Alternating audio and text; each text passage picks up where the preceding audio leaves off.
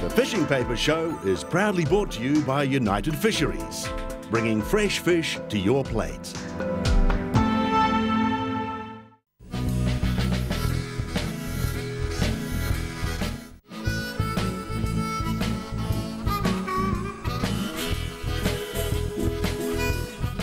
This week, we're going to take a look at frequencies and how these affect what you see on your sounder. Most sounders are dual frequency, with these frequencies normally 200 kHz and 50 kHz. But what exactly does this mean, and how should you be using them? Looking at this picture, we see what the sound waves of each frequency look like. The top is our 200 kHz, and you can see the length of the wave is very small, as opposed to the low frequency 50 kHz, where it's very long. The effect this has on our sounder is pretty dramatic, with the frequency you are using really affecting what you see.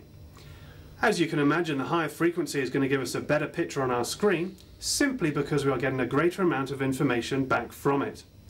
If you have two fish close together, these are more likely to be separated when on 200, but on 50, they are more likely to be shown as just one target. This is an effect known as discrimination. You may be wondering why we have the low frequency, and the answer to that one is simple: depth. We can put our sounder into 50 kHz and start to get return echoes again, but this does come with a compromising quality. Because of this compromise, there is one trap to avoid, which is quite common, and that is putting your sounder into 50 kHz as soon as you get into deeper water. If you can still get return echoes on 200 kHz, then stick with that until you lose it. This way, you'll avoid that compromising quality. Next week, we'll be on a similar theme, but we'll be concentrating on beam angles and how these can help us better find bottom feeders such as cod and groper. And after hearing about all the big kingfish from Simon Little last week, I took time out this week with Troy Dando just to see what all the fuss was about. The yellow-tailed kingfish is undoubtedly this country's most prestigious sport fish, and it was responsible for the first recreational fishing charters back in 1911. Here we go. It's as easy as that. When they're on, they're on.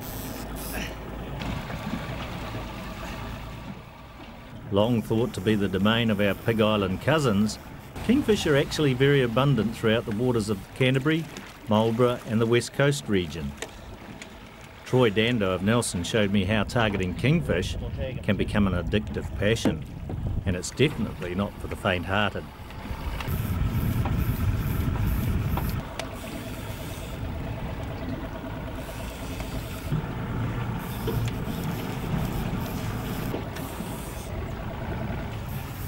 Big grins, chaps.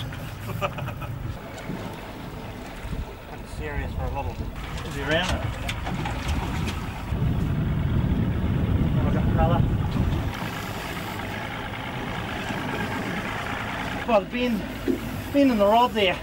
I'm going to keep it in reverse through it. Yeah, it's good there, right? With its streamlined torpedo shape, sleek but sinister appearance, the kingfish is the perfect predator and prefers to hunt in packs. So once you hook into one kingfish, you can be pretty much assured of full-on action.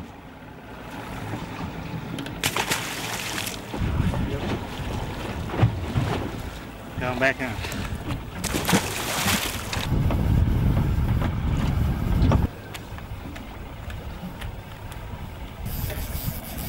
A large kingfish may measure 2 metres in length and weigh over 60 kilograms, and they enjoy a varied diet of mackerel, mullet, carwise, squid and even blue cod.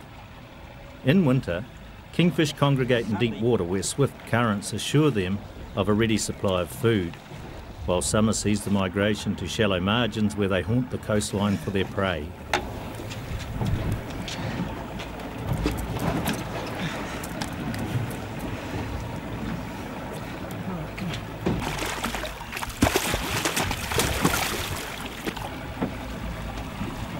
Baby. There is no doubt that this majestic creature is bringing thrills aplenty to a new generation of fishermen. So yeah, you look at a 20 kilo fish here. It's a pretty good average size fish here in Stevens Passage. Awesome fun. Show me a bit of that shit. Rightio. Over the side. There you go, Why don't you join the movement?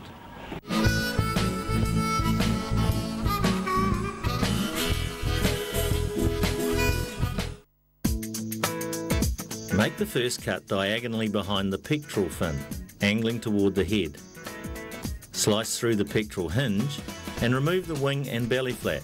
There's an amazing amount of sweet, juicy meat on this, and it's ideal for smoking or baking.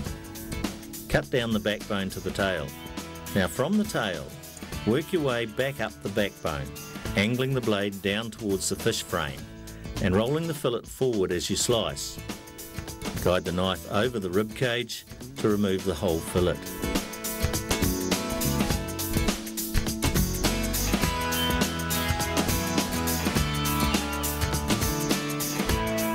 Break the fillet in two.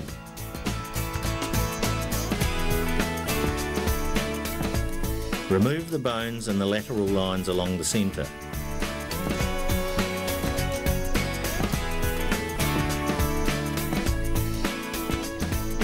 Skin each fillet by angling the knife 45 degrees and slicing forward in one steady movement. Now trim any sinew and red meat from the fillet and you're ready to go.